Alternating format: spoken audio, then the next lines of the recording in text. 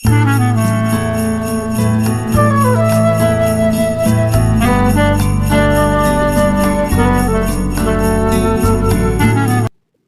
श्री गुरुवे नमः। ओम श्री गुरुवे नमः।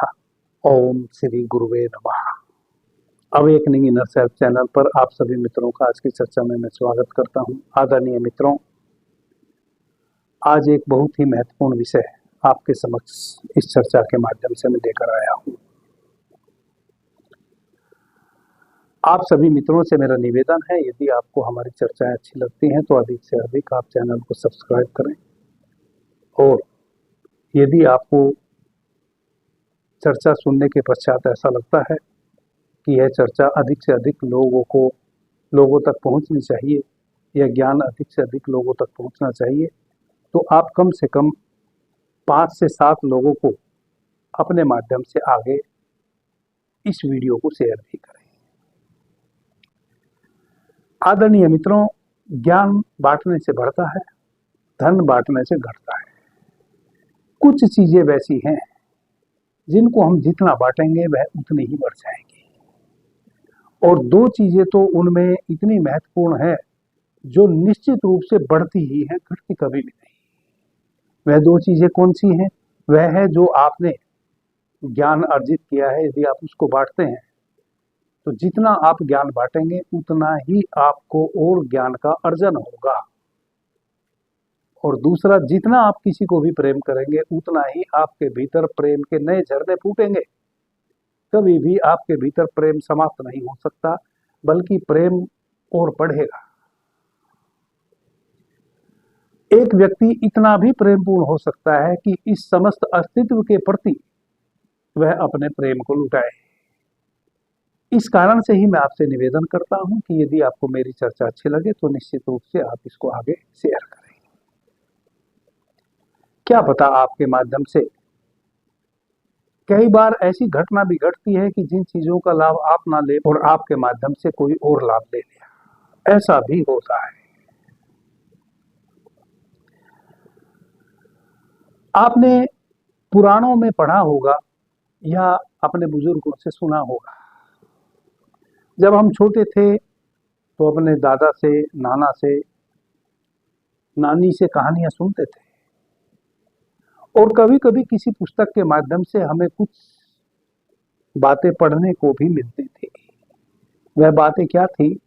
जैसे एक ऐसा कोई बलशाली व्यक्ति है जो सामने वाला कितना भी शक्तिशाली राजा उससे युद्ध करने हेतु आ जाए, उसको उसके समक्ष पराजय ही हासिल होगी, वह उससे हार जाएगा।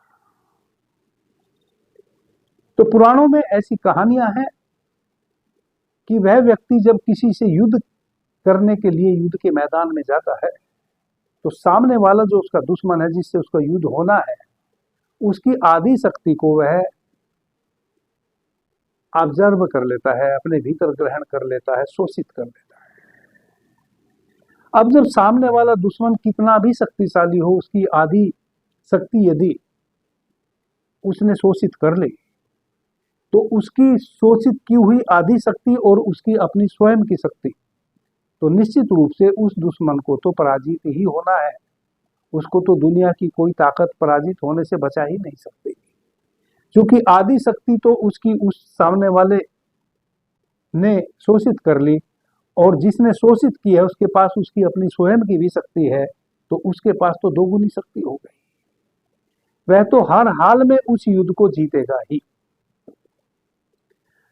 अब जब हम इन कहानियों को सुनते थे तो मुझे बड़ा आश्चर्य होता था कि भला ऐसे कैसे हो सकता है, लेकिन अब मैं भी गवाह हूं इस बात का कि वैसे होता होगा, क्योंकि वैसा होता है। आदरणीय मित्रों, एकमात्र शिव सर्वोदय विज्ञान, स्वर विज्ञान ही वैसा विज्ञान है, वैसा महामंत्र है जिसके कारण वैसा होता है। और आप इस बात को प्रतिदिन जीते हैं, लेकिन आपको पता नहीं चलता, क्योंकि बेहोशी में बहुत कुछ हमारे साथ घटता रहता है जिसका हमें कभी पता नहीं चलता। कभी कभी हमारे जीवन में हमने कुछ भी अच्छा नहीं किया था और अच्छे फल प्राप्त हो गए, बल्कि कई बार तो ऐसा होता है कि हम किसी को नुकसान पहुंचाने के उद्देश्य से उसके पास गए, लेकिन सामने वाले ने हमें उपहार देके, हमारा सम्मान करके, फूल माला हमारे गले में डाल के हमारा सम्मान करते हुए हमें वापस लौटा दिया। ऐसा हम सबके जीवन में कभी ना कभी किसी ना किसी स्तर पे घटता है। यह कैसे घटता है? जब हमारे भीतर किसी के प्रति ऐसा भाव तो है कि हम सामने वाले को नुकसान पहुंचाएंगे और हम चल भी देते हैं उसको नुकसान पहुंचाने के लिए, लेकिन चूंकि हम कुछ चीजों से अनभिज्ञ हैं, उस समय हमारा कौन सा तत्व चल रहा है और हमारे भीतर कौन सा स्वर चल रहा है उसका चूंकि हमें पता नहीं है, जिस कारण से हम चाह के भी सामने वाले का कुछ नहीं बिगाड़ पाते हैं, बल्कि सामने वाले को हमारी मौजूदगी, हमारी निकटता का एक गुण अनुभव होता है, अच्छा अनुभव होता है, इस कारण से वह उल्टा और हमारा सम्मान ही करने लग जाता है। और फिर हम भी आश्चर्यचकित होते हैं कि यह क्या हुआ, मैं तो इस व्यक्ति को गाली देने गया था, मैं तो इस व्यक्ति को नुकसान पहुंचाने गया था और हुआ मेरे साथ उल्टा। ये सब अचानक नहीं होता है, बस होता तो यह किसी कारण से ही है, और वह कारण है शिव सर्वोदय विज्ञान। बस हमें उसका नहीं पता होता है, हम उसके प्रति उस समय अनभिज्ञ होते हैं। धीरे धीरे मैं स्वर विज्ञान के प्रति आपको विज्ञ करने की कोशिश कर रहा हूं, ताकि आप अपने इन स्वरों की शक्ति को जान लें। कल भी हमने एक बहुत महत्वपूर्ण चर्चा की थी अपने दूसरे चैनल पर, बाबा जी कहो, वह भी सुनने योग्य चर्चा है। जिन मित्रों को स्वर विज्ञान पर भरोसा नहीं है, वह उस चर्चा को सुन के एक दिन केवल अभ्यास करे तो उसको पता चल जाएगा कि सच में स्वर हमारा सबसे बड़ा साथी है। मेरा कहने का अभिप्राय यह है कि जो भी हमारे साथ घटता है वह नाहक नहीं घटता है, उसके पीछे हमारे स्वर की शक्ति कार्य करती है, हमें पता हो या ना पता हो। अब मैं उस राजा के का गवाह बन सकता हूं कि सच में वह सामने वाले की आदि शक्ति को ग्रहण कर लेता है। क्यों? क्योंकि वह स्वर विज्ञान का ज्ञाता है। यदि एक व्यक्ति स्वर विज्ञान का ज्ञाता हो तो सामने वाला कितना भी शक्तिशाली व्यक्ति हो, सामने वाला कितना भी क्रोधित व्यक्ति हो, सामने वाला कितना भी कंजूस व्यक्ति हो, सामने वाला कितना भी अपने दृढ़ निश्चय में पक्का हो, लेकिन आप यदि स्वर के ज्ञाता हैं तो आप उसका दंभ भी 1 मिनट में तोड़ सकते हैं, आप उसकी शक्ति भी 1 मिनट में उसकी शक्ति का हास्य कर सकते हैं, उसको शक्तिहीन कर सकते हैं। यदि वह आप पर क्रोधित है, आपको नुकसान पहुंचाना चाहता है, तो वह आपका एक रत्ती भी नुकसान ना पहुंचाएगा। वैसा आप अपने स्वर के विज्ञान को समझते हुए व्यवहार कर सकते हैं कि वह आपको रत्ती भर भी नुकसान ना पहुंचा पाए, जरा भी वह आप पर क्रोध ना कर पाए, बल्कि उल्टा हो सकता है कि आप ही उस पर क्रोधित हो जाए। आदरणीय मित्रों, स्वर का बल वैसा ही बल है। वह जो राजा कभी भी किसी से हारा नहीं, सामने वाले का आधा बल शोषित कर लेता था, वह स्वर का ज्ञाता था। अब इसको हम अपने जीवन में कैसे साधें और कैसे हमें इस बात का विश्वास हो, भरोसा हो कि सच में वह स्वर का ज्ञाता था, और सच में यदि हम स्वर के साधक हैं, यदि हमें अपनी श्वासों की शक्ति का पता है और हम एक विशेष प्रकार से श्वास लेने और छोड़ने की प्रक्रिया को सूक्ष्मता से समझ गए हैं, तो हम भी वैसा कर सकते हैं, तो हमें भरोसा हो जाएगा कि वह भी वैसा ही करता होगा। एक बात। दूसरी बात, हम भी 24 घंटे कुछ अनावश्यक चीजों से दो चार होते रहते हैं। कोई व्यक्ति इस जगत में वैसा नहीं है जो दुख में जीना चाहता हो, पीड़ा में जीना चाहता हो, संताप में जीना चाहता हो, कोई व्याधि से ग्रस्त होकर जीना चाहता हो। कोई ऐसा व्यक्ति नहीं है। प्रत्येक व्यक्ति चाहता है कि वह प्रेमपूर्ण रूप से रहे, उसके हृदय में प्रेम हो, उसके हृदय में प्रेम हो या ना हो, सारी दुनिया सारा जगत उसको प्रेम करे। प्रत्येक व्यक्ति चाहता है कि यह सारा जगत उसका सम्मान करे। प्रत्येक व्यक्ति चाहता है कि उसके पास इस जगत की सभी स्वर्णिम चीजें उपलब्ध हो, सभी ऐश्वर्य उसके पास उपलब्ध हो। लेकिन यह सबके पास होता नहीं। क्यों नहीं होता? क्योंकि किसी भी चीज को प्राप्त करने के पीछे किसी विद्या की आवश्यकता होती है। पहले आपको वह विद्या हासिल करनी होती है, तब आप उन चीजों को हासिल कर पाते हैं। वैसी एकमात्र कुंजी है स्वर विज्ञान। एक ही वैसी चाबी है जिससे आप लाखों ताले खोल सकते हैं अपने जीवन के। जहां भी आपको संकट है, प्रत्येक संकट में आप स्वर विज्ञान नामक इस चाबी को लगा के सुख के ताले खोल सकते हैं। स्वर विज्ञान में शिव सर्वोदय शास्त्र में भगवान शिव माता पार्वती को कह रहे हैं कि हे देवी, जो दुष्ट प्रवृत्ति के लोग हैं, जो घृणा के पात्र हैं, जो निर्दयी हैं, जो दुराचारी हैं, जो चोर प्रवृत्ति के हैं, जो कठोर हैं, जिनके हृदय में एक रत्ती भी किसी के भी प्रति कोई दया का भाव नहीं है, वैसा कोई भी व्यक्ति से यदि आपको अपने जीवन में किसी भी रूप में पाला पड़ गया है, जो कि हमारा पाला पड़ता रहता है, हमारे जीवन में दैनिक रूप से इतने सारे कार्य होते हैं। हमें किसी ऑफिस में अपने कार्य हेतु जाना है, हमें नहीं पता वह व्यक्ति किस प्रवृत्ति का है। वह उद्दंड प्रवृत्ति का हो सकता है, वह एक नंबर का रिश्वतखोर हो सकता है, वह बहुत धूर्त हो सकता है, वह चोर प्रवृत्ति का हो सकता है, वह नीच प्रवृत्ति का हो सकता है। लेकिन चूंकि हमें उस ऑफिस में अपने किसी कार्य को पूर्ण कराना है, तो उसी व्यक्ति से हमें निपटना पड़ेगा। भगवान शिव कहते हैं कि इस प्रकार की प्रवृत्ति के जो लोग हैं, उनसे आप खाली स्वर में संपर्क कीजिए, उनके सामने आप खाली स्वर में जाइए, तो वह आपका कुछ बिगाड़ नहीं पाएंगे, बल्कि जिस उद्देश्य के साथ आप उनके पास गए हैं, उस उद्देश्य की प्राप्ति करके आप सुखपूर्वक अपने घर वापस आ जाएंगे। अब यह खाली स्वर क्या होता है? जो नासिका से स्वर नहीं बह रहा है, श्वास नहीं चल रही है, जब भी आप उनके सामने जावे, उस नासिका की तरफ से आप उनके सम्मुख खड़े हो या बैठे, और तब आप उनसे बात करें।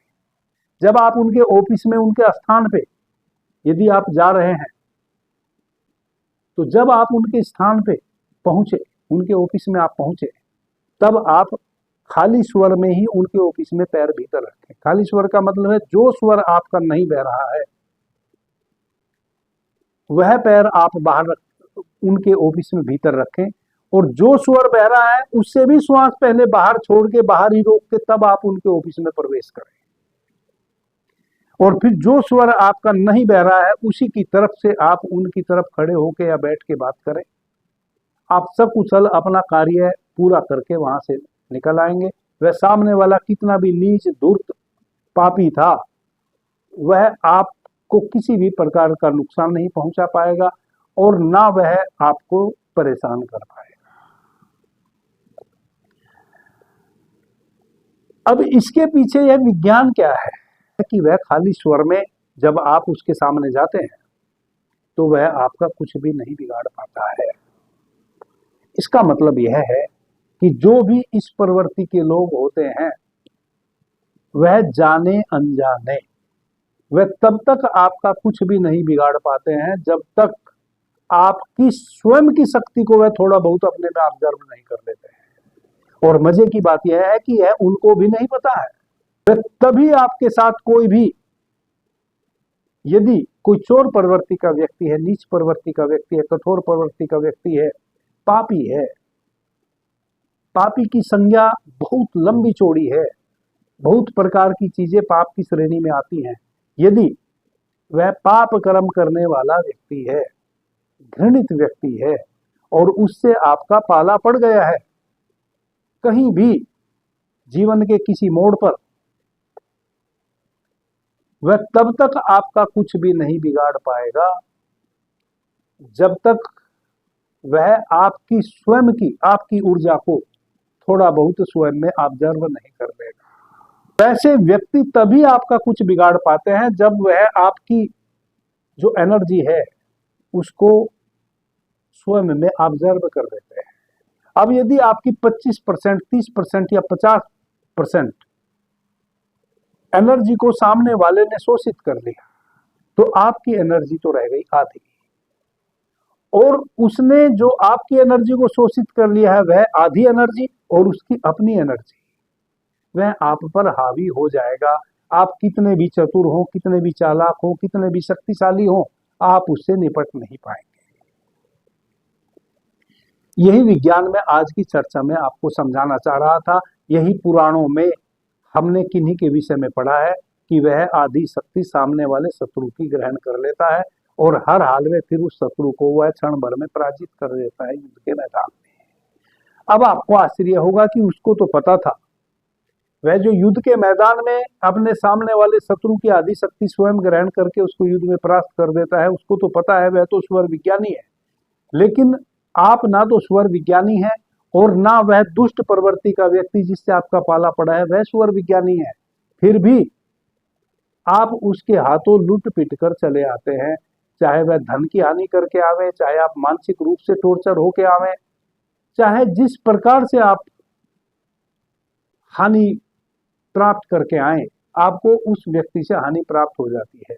उसका एकमात्र कारण यही है कि एक तो वह नेगेटिव प्रवृत्ति का व्यक्ति है जो कि नेगेटिविटी अधिक शक्तिशाली होती है, नेगेटिविटी अधिक फैलती है। पहले भी मैं कई बार चर्चा कर रहा हूं कि नेगेटिविटी जितनी तीव्रता से फैलती है, पॉजिटिविटी इतनी गति से, इतनी तीव्रता से नहीं फैलती। दूसरा, आपको चूंकि पता नहीं है उससे निपटना कैसे है, तो वह आपकी शक्ति को अपने में ऑब्जर्व कर लेता है। आदरणीय मित्रों, यही स्वर विज्ञान का रहस्य है, इसको आपको समझ लेना अनिवार्य है। जब आप इस तरह के व्यक्ति के समक्ष अपने भरे स्वर की तरफ से जाते हैं और आप श्वास बाहर छोड़ते हैं, तो वह आपके छोड़े हुए श्वास को अपने भीतर ऑब्जर्व कर लेता है और यह उसको भी नहीं पता और आपको भी नहीं पता होता है। और जब वह आपकी छोड़ी हुई श्वास को स्वयं में ऑब्जर्व करना शुरू कर देगा तो दुष्ट प्रवृत्ति का तो वह है ही,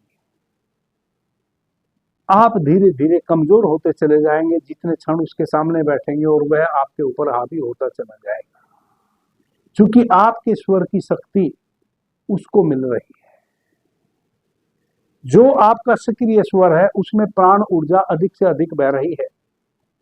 उस प्राण ऊर्जा को जब आप बाहर रेचक करते हैं अपने श्वास का, तो वह उसको ऑब्जर्व कर रहा है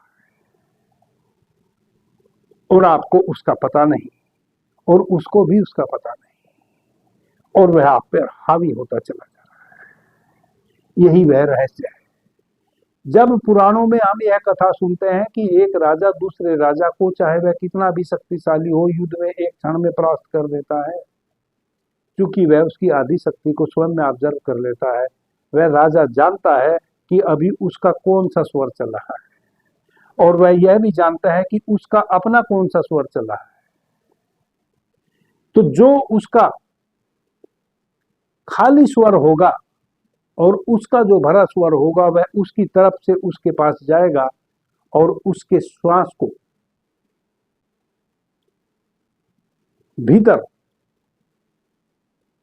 ऑब्जर्व करना शुरू कर देगा। जैसे ही उसकी श्वासों को, उसकी छोड़ी हुई, सामने वाले दुश्मन की छोड़ी हुई श्वास को उसके भरे स्वर को अपने खाली स्वर से वह भीतर ग्रहण करेगा, तैसे ही उसकी शक्ति क्षीण होनी शुरू हो जाएगी। यही आपके साथ भी हो रहा है। जो आपका दुष्ट, आपके सामने आपका पाला जो किसी दुष्ट प्रवृत्ति के व्यक्ति से पड़ गया है, आप भी उससे इसी प्रकार से अपना बचाव कर सकते हैं। जब भी कभी आप ऐसे व्यक्ति से मिलने जावे या वह व्यक्ति आपके घर चला आवे या कहीं भी, तब आप ध्यान में रखें कि आपका जोन सा स्वर नहीं बह रहा है, उस तरफ से ही आप उसकी तरफ खड़े होकर या बैठ के उससे बात करें। वह आपके सामने कितना भी शक्तिशाली है, कितना भी कठोर है, ठहर नहीं पाएगा। इसका मतलब अब हम एक कार्य और कर सकते हैं, और वह कार्य क्या है? जैसे कोई कभी कभी जिन मित्रों से या जिन अपने अधिकारियों से, अपने जूनियर सीनियर अफसरों से, या समाज में जिन लोगों के पास भी हमारा उठना बैठना है, कई बार वह भी हमारे विपरीत डिसीजन लेना शुरू कर देते हैं अपने निजी स्वार्थ के कारण। वे बिल्कुल सज्जनचित व्यक्ति हैं, हमेशा उन्होंने हमारे साथ अच्छा व्यवहार किया है, लेकिन कभी कभी ऐसा समय आता है, ऐसे क्षण आते हैं कि अपने लाभ के कारण वह आपको नजरअंदाज कर सकते हैं, अपना लाभ कमाने के कारण आपको नुकसान पहुंचा सकते हैं, चाहे वह आपका जूनियर हो, चाहे वह आपका सीनियर अधिकारी हो, या समाज में आपकी जिस प्रकार का भी किसी के पास भी उठना बैठना हो, मित्रता हो, रिश्तेदारी हो, किसी भी प्रकार का कोई रिलेशन हो। तो जब वैसे व्यक्ति से भी आपने अपना कार्य सिद्ध करना हो, तो आप इस बात को ध्यान में रखेंगे कि कितना भी सज्जन व्यक्ति हो, यदि वह किसी क्षण आपको नुकसान पहुंचाने की सोच रहा है, तो उस समय उसकी भी प्रवृत्ति दुष्ट हो गई है, वह भी उस क्षण कम से कम दुष्ट प्रवृत्ति का हो गया है। ना वह पहले दुष्ट प्रवृत्ति का था, हो सकता है इस क्षण के बाद भी वह दुष्ट प्रवृत्ति का ना रहे, फिर वह सज्जन प्रवृत्ति का ही बन के जिए। लेकिन अभी चूंकि वह अपने छोटे मोटे लाभ हेतु आपको नुकसान पहुंचाने की सोच रहा है, इस समय उसके भीतर दुष्ट प्रवृत्ति आ गई है।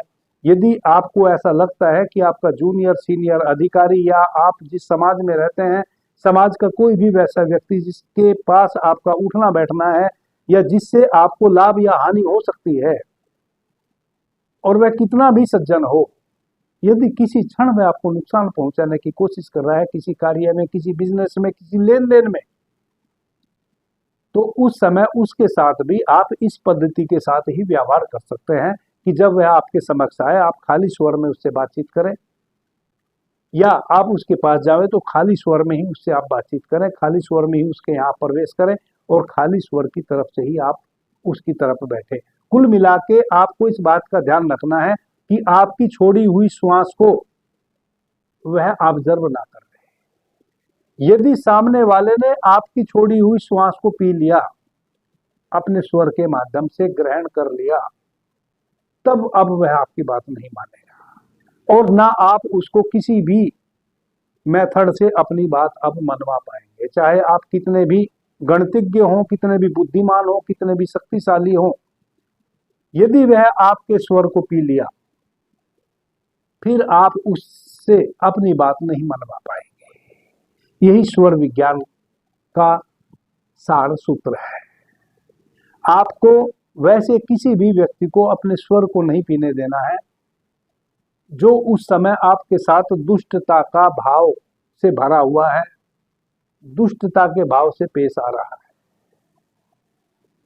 और जो व्यक्ति से आप प्रेमपूर्ण रहना चाहते हैं और आपको लगता है कि सामने वाला हमारे प्रति बहुत प्रेमपूर्ण है, और आप चाहते हैं कि उससे कभी भी हमारा नाता टूटे ना, हमेशा हमारा प्रेम बना रहे, सौहार्द बना रहे, कभी भी उसमें किसी भी प्रकार का कोई तनाव ना आवे, किसी के द्वारा कोई फांस ना फंसा दी जावे, कि उसके और हमारे प्रेम में कभी भी, उसकी हमारी मित्रता में कभी भी कोई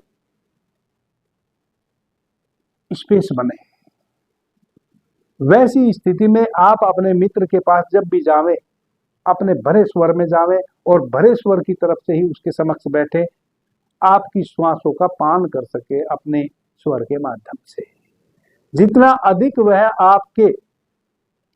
आपके स्वर को भीतर पिएगा, उतना ही वह आपका अपना होता चला जाएगा, उतना ही उसके भीतर 72,000 प्राणवाहिनी नाड़ियों में आपकी श्वास के माध्यम से जो भाव बाहर बह रहे हैं, जो आप अपने मित्र के प्रति कृतज्ञ हैं, प्रेमपूर्ण हैं, और वह जो प्रेमपूर्ण और कृतज्ञता के भाव आपकी श्वास के माध्यम से बाहर बह रहे हैं, वह आपका सामने वाला मित्र अपनी श्वास के माध्यम से उसको ऑब्जर्व कर रहा है,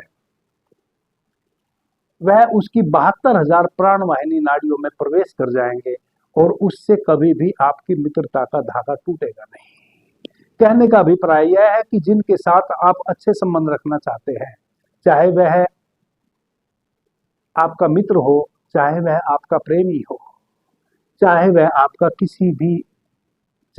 आपका रिलेटिव हो या दूर दिवंगत कहीं भी किसी से आपका ऐसा रिलेशन हो जिसके साथ आप अच्छा फील करते हो और आप चाहते हो कि वह रिलेशन कभी भी टूटे ना, वह लंबे समय तक आपका रिलेशन चलता रहे, तब आप अधिक से अधिक कोशिश करें कि आप अपने भरे स्वर की तरफ से ही उसकी तरफ हमेशा बैठे जाके, ताकि वह आपकी छोड़ी हुई श्वास को अपने में ऑब्जर्व कर ले।